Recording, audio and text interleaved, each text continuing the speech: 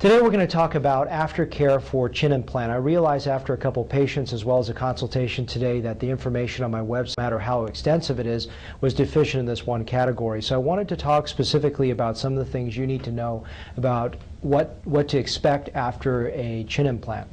Following a chin implant, the things that are unique to a chin implant versus other procedures that I want to cover are how do you feel. What you're going to feel is you're going to actually feel like something's in your chin for the first week. That's very, very common. You actually feel like there's a foreign object in there, well, because there is one. But your brain acclimates to the presence of this chin implant. So after about 7-10 days, rarely thereafter, you really don't feel like there's an implant there anymore. So it's something just to keep in mind. You also feel that it's very, very tight and thick and heavy, and you feel like the weight of the chin implant. Again, that's more of a sensation that you feel for the first week, partly due to swelling and partly due to the fact that there is physically something there. The other thing to understand is your speech can be slightly affected the first 7 to 14 days, even sometimes as short as 3 to 5 days, and the reason for that is that the mentalis muscle, I put the implant under the mentalis muscle of the chin, and when I put the implant under there, I actually have to go through the mentalis muscle, and the mentalis muscle I close at the end of the procedure, but the mentalis muscle still hasn't healed. So one of the nerves goes into the mentalis muscle, and is a slight dysfunction, so there can be a slight speech impediment for the first 1 week, even up to 2 weeks, but it's pretty uncommon, mostly 3 to 7 days or so. Those are the three unique things you need to know about what happens after a chin implant. Let's cover some of the just general basics of what to experience. I just shot a chin implant diary that gives you a better perspective. In that video of the young lady that had it done, she also had some neck liposuction work. If I do any neck work, facelift or neck lipo, I may have a bandage around your head for a night and then thereafter take that off, and I may still have a light bandage around your head the first night, but that comes off the first day after the procedure.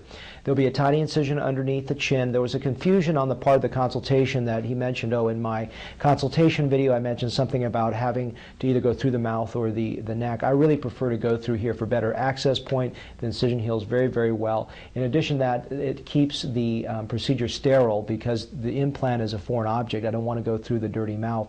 Plus, because I use an extended long implant or extended anatomic implant going through the mouth, very hard to get around these two nerves without damaging anything. So staying very, very low and going from the chin area to me is the safest route in my hands to get you a good result.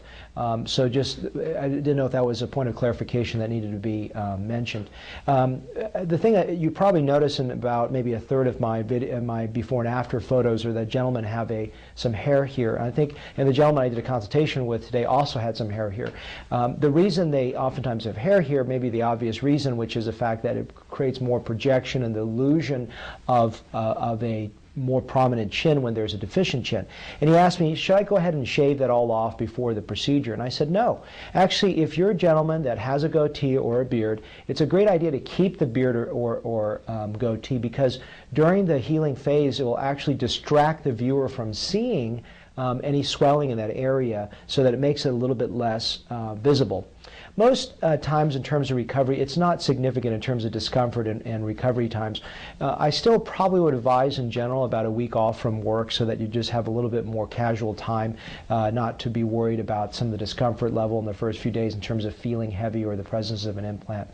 Beyond that, most people, I think 2 weeks off is probably excessive, but obviously the only thing I can predict about human nature is it's unpredictable. In other words, you may not feel right at 7 days. Someone may notice it at 7 days.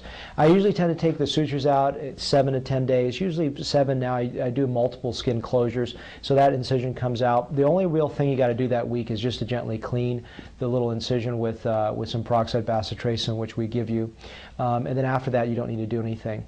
Beyond that, that's about it, and you'll come back to me at a week. Not only take out the sutures, but if you have any bruising around this area, hopefully you don't, I can laser that down, and so that within 48 hours, if you're a woman, you can put makeup on. If you're a gentleman, you can put some camouflage if it's not quite there. There's a little pink.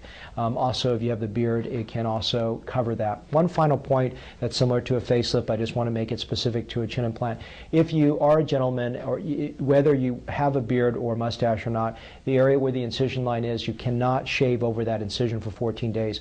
You need to keep it free of it, so you can shave up to the incision without touching it, and then, and the incision's right under here, then thereafter you can actually use an electric razor for the first 30 days, but no straight blades over the actual incision line, and nothing on the incision line in terms of shaving for the first 14 days, so you don't tear through the sutures or hurt the area. Those are the basics of understanding after a chin implant. Hopefully that was a good after a chin implant video tutorial.